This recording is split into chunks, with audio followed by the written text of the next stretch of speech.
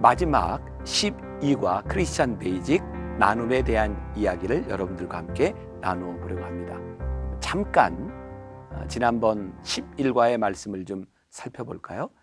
나눔의 방식은 우리의 방식이 아니라 하나님의 방식으로 나누어라. 우리들이 나누는 마음도 중요하지만 나눔을 받는 사람의 마음을 헤아려라. 이런 말씀을 나누었죠. 오늘은 우리가 이웃 사랑의 통로로서 우리들이 어떻게 나눌까에 대한 이야기를 함께 할 텐데, 먼저 본문 레위기 19장 9절부터 10절, 18절의 말씀, 지난번과 동일한 말씀입니다. 제가 먼저 읽겠습니다. 너희가 너희의 땅에서 곡식을 거둘 때에 너는 반 모퉁이까지 다 거두지 말고 내 떨어진 이삭도 줍지 말며 내 포도원의 열매를 다 따지 말며 내 포도원에 떨어진 열매를 줍지 말고 가난한 사람과 거류민을 위하여 버려두라. 나는 너희의 하나님 여호와이니라.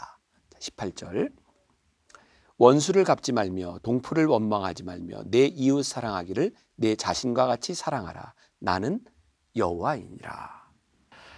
자, 우리들이 이웃을 사랑해야 되는 이유에 대해서 오늘 본문 말씀이 아주 명확하게 우리들에게 증거하고 있는 것이 있습니다. 10절 말씀에 보니까 나는 너희의 하나님 여호와이니라. 뭐가 분명할까요? 저는 이 말씀 중에 제일 중요한 것이 너희라고 하는 말인 것 같아요. 하나님은 나는 너의 하나님이다 이렇게 말씀하시지 않고 너희의 하나님이다. 하나님은 이스라엘 백성들이 종되었을 때 그들의 부르짖음을 들으시고 이스라엘 백성을 다 구원해 주셨어요. 하나님은 나에게 하나님 되실 뿐만 아니라 우리가 함께 살고 있는 우리의 이웃, 하나님의 백성된 모든 사람들의 하나님이 되시는 거예요. 자, 지난주의 말씀과 조금 연결해 보면 우리들의 능력의 한계가 있어요. 여러분, 이건 잘 살고 못 살고가 축복의 기준이 아니라 누군가에게는 잘 살 수 있는 여건도 누군가에게는 어려운 환경도 주어진다는 거예요. 우리가 잘 아는 노블리스 오블리제라고 하는 말이 있죠. 우리들이 많은 것을 가졌으면 그렇지 못한 사람들에게 나누어질 그런 의무가 있다는 거예요.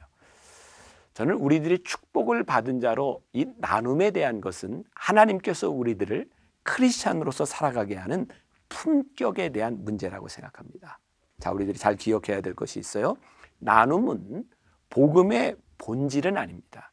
그러나 복음을 소유한 사람이 마땅히 살아가야 될 삶의 태도에 대한 문제입니다. 기억하세요. 나눔이 복음의 본질은 아닙니다. 그러나 복음을 소유한 사람의 마땅한 행위라고 하는 것을 우리들이 기억할 필요가 있습니다. 믿지 않는 사람들에게 갤럽에서 조사한 바에 의하면 믿지 않는 사람들이 크리스찬들에게 느끼는 호감도의 첫 번째가 뭐냐면 도움이라고 하는 거예요. 사람들은 우리들이 믿는 복음을 가지고 호감도를 가지는 것이 아니라 복음을 가지고 있는 우리들이 어떻게 돕느냐를 통해서 호감도를 갖는다는 거죠. 우리가 복음을 전하기 위해서 우리들의 삶의 이 태도, 그리고 복음을 전하는 자들의 이 나눔에 대한 것들은 복음을 전하는데 아주 중요한 요인이 될 뿐만이 아니라 복음을 전하는 사람의 아이덴티티, 이웃을 사랑하는 그것으로 인하여 우리들의 정체성이 세워지는 거예요. 우리가 잘 알고 있는 이 마더 테레사에 대한 이야기입니다. 그분은 삶을 통해서 이 나눔과 섬김을 실천했던 사람이죠. 어느 날 한 남자가 테레사 수녀에게 찾아왔습니다. 아이들이 8명이 되는데 아이들을 먹이지 못하고 너무너무 어려운 가운데서 가난한 삶을 살고 있었어요. 마더 테레사는 그 사람과 함께 그 집에 가고 영양실조로 뼈만 남은 아이들에게, 그리고 그 아이의 엄마에게 아이들이 먹을 수 있는 쌀을 줍니다. 그런데 그 어머니가 쌀을 받자마자 쌀을 반으로 나누는 거예요. 그리고 쌀을 가지고 밖으로 나갑니다. 테레사 수녀가 묻죠. 어디에 갔다 왔냐고. 그녀는 이렇게 말을 합니다. 이웃집이에요. 그 집도 배가 고프거든요. 쌀을 나누어 준다. 그것도 놀라운 일이지만 가난함으로 배를 굶고 있던 그 여인의 아픔 가운데 함께 어려움을 당하고 있는 사람을 기억하고 있었다는 거예요. 나 자신의 고통뿐만 아니라 다른 사람의 고통을 생각하고 기억하는 것, 그것이 우리로 하여금 나눔을 가능케 하는 것은 아닐까요? 또 성경은 우리들에게 이렇게 말씀하고 있죠. 너희가 먼저 받은 것이 있거든. 여러분, 나눔은 우리들의 선한 천성을 가지고 우리들이 나누는 행위에서 끝나는 것이 아니라 하나님께서 우리들에게 주신 것, 너희들이 받은 것이 있거든. 너희들에게 그 믿음과 그 은혜가 있거든. 너희도 나누는 사람이 되어라 라고 우리들에게 말씀하고 있는 것입니다. 그래서 이 나눔은 하나님의 뜻이다, 이렇게 정의를 할 수 있을 거예요.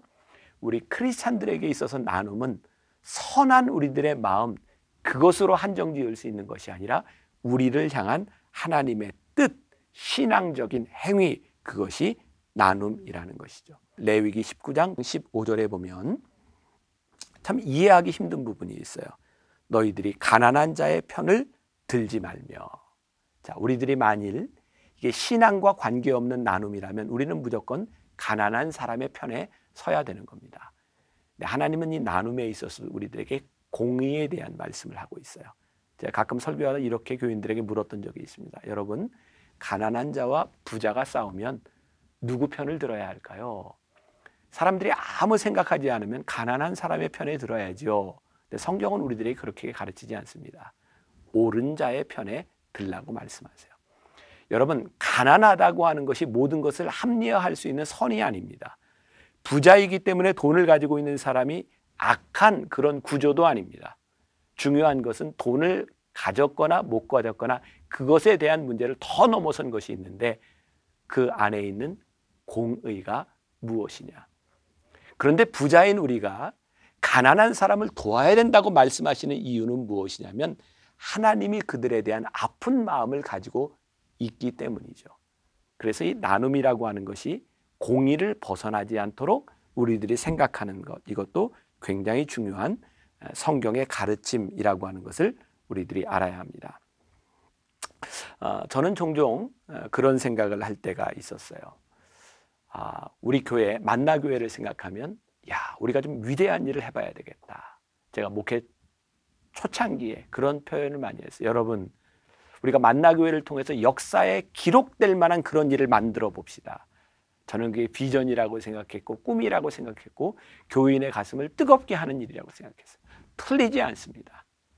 근데 진짜 중요한 것은요, 역사를 뒤집어 놓는 위대한 일보다 하나님께서 지금 우리들에게 주어진 우리의 앞에 당면한 일들에 대하여 너는 어떠한 책임을 가지고 있니? 너의 삶에 하나님의 뜻은 무엇인지를 물을 때가 참 많이 있어요. 우리가 위대한 일을 꿈꾸면 하찮은 일을 잘 하지 못합니다. 위대한 일을 꿈꾸면 우리들 앞에 주어진 일들을 잘 하지 못합니다. 근데 진짜 위대한 일은 하나님께서 우리들 앞에 주어진 그 일을, 하찮은 일을 하나님께서 위대하게 만드신다는 거예요. 오늘 성경은 우리들 앞에 주어진 이웃들에 대한 책임을 분명하게 말씀하고 있습니다. 오늘 말씀을 마감하면서 여러분들에게 소개하는 양화진에 있는 외국인 묘지에 있는 그 몇 가지 글들을 소개할 텐데 혹시 이 말씀을 다 마치면서 여러분들이 그곳에 한번 방문할 수 있는 기회가 있으면 좋겠다는 생각도 듭니다. 우리들에게 별로 익숙하지 않은 선교사입니다. 헐버트라고 하는 선교사 모비에는 이런 글이 있어요. 나는 웨스트민스터 대성당보다 한국 땅에 묻히기를 원하노라. 또 선교사 중에 루비 캔드릭이라고 하는 분이 있어요. 여러분 잘 모를 겁니다. 그분의 묘에는 이렇게 새겨져 있습니다. 나에게 천의 생명이 주어진다 해도 그 모두를 한국을 위해 바치리라. 우리가 아펜젤러를 잘 압니다. 그러나 아펜젤러의 딸이었던 앨리스 레베카를 우리들이 잘 알지는 못하는 것 같아요. 그 아펜젤러의 딸 앨리스 레베카의 묘비에는 나는 섬김을 받으러 온 것이 아니라 섬기러 왔습니다. 이 사람은 우리나라의 최초의 유아 세례를 받은 외국인으로 기억이 되고 있죠. 이화 여자대학의 교장을 지냈으니까 지금으로 말하면 총장입니다. 그는 그 다음 대를 김한란 박사에게 넘겨줬습니다. 1950년 2월 20일 그녀는 채플에서 설교하다 뇌출혈로 쓰러져 죽습니다. 우리들이 잘 기억하지 못하는 여러 사람들이 있습니다. 그들이 이 땅 위에서 죽을 수 있었던 이유는 딱 한 가지입니다. 하나님께서 그들에게 주셨던 마음, 그렇게 많은 사람들이 신경 쓰지 않던 조선이라고 하는 나라에 대한 마음을 주셔서 그들은 이 땅 위에 기꺼이 피를 흘리고 그들의 생명을 묻었던 사람이기도 합니다. 우리들은 위대한 일을 꿈꾸기보다 우리들에게 주어진 일에 대한 믿음의 반응, 믿음의 행위를 하는 것, 하나님께서 우리들에게 나눔에 대한 이야기를 그렇게 말씀하시지 않을까요? 나눔이 얼마나 큰 축복인가. 중국의 속담이에요. 1시간의 행복을 원한다면 낮잠을 자라. 하루의 행복을 원한다면 낚시를 해라. 한 달의 행복을 원한다면 결혼을 해라. 1년의 행복을 원한다면 돈을 상속받아라. 평생의 행복을 원한다면 남을 도와라. 중국의 속담이지만 우리가 성경적인 의미를 우리들이 대입해 본다면 평생의 행복을 원한다면 나누라 라고 하는 것은 우리들이 나눌 때에 하나님의 마음을 가지고 나눌 때 우리는 매일매일 하나님의 마음을 경험할 수 있기 때문이죠. 우리 크리스찬들에게 가장 큰 행복, 기쁨이 무엇일까요? 하나님의 마음을 알고 하나님과 동행하는 것이 아닐까요? 성경은 우리들에게 그 나눔을 통하여 우리들의 하나님의 마음을 알고 나눔을 통하여 하나님과 동행할 수 있다고 말씀하고 있습니다. 사랑하는 여러분, 하나님께서 여러분들에게 주신 축복, 우리가 받은 것이 있거든, 그 믿음을 고백할 수 있거든, 그 믿음으로 나누는 사람이 되어라.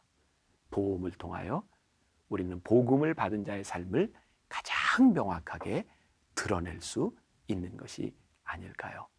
사랑하는 여러분, 위대한 일을 꿈꾸는 것이 아니라 우리들에게 주어진 일을 가장 성실하게 살아가며 여러분들의 삶을 위대하게 만드시는 하나님의 능력을 경험할 수 있기를 간절히 소원하며 모든 과정을 마치겠습니다.